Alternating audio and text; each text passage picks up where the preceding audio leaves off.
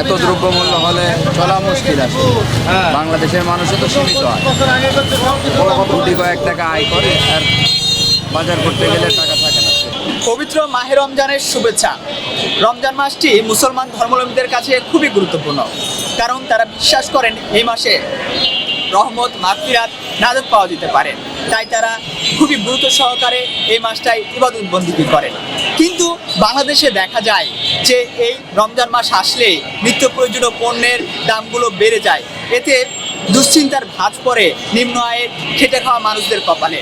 কারণ দ্রব্যমূল্যের নিত্য প্রয়োজনীয় দ্রব্যমূল্যের ঊর্ধ্বগতি হলেও তাদের আয়ের যে সীমাবদ্ধতা, এই সীমাবদ্ধতার কারণে ইফতার, সাহরি এবং দৈনন্দিন যে খরচ, এটার সাথে সাথে তাদের ঈদের জন্য পরিবারের সকলকে যে নতুন পোশাক দিতে হবে সেই কথা মাথায় রাখতে হয়, এবং অতিথি বাসায় আসবে, আগমন ঘটবে, সেটার কথা মাথায় রাখতে হয়।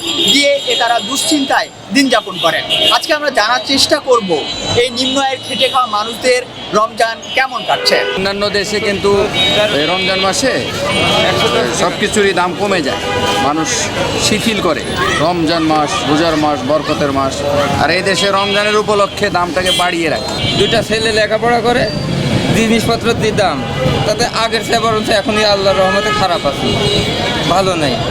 এখানে এই কলা 700 টাকা সহ কিনা 35 টাকা হালি বেচতেছি, তাহলে কয় টাকা কামাই হবে, কয় টাকা চলবে, আর সংসার কি দেখাবো? ঊর্ধ্বগতি সবসময় তো বেশি, পরে আপনার সাধারণ মানুষ আমরা কিনবো এই সমর্থন তো আমার নাই।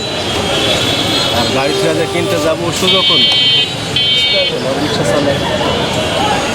যেমন মুড়ি 70 টাকা 80 টাকা যেটা কিনতাম, ওটা ধরেন আপনার এখন 90 টাকা নিচ্ছে।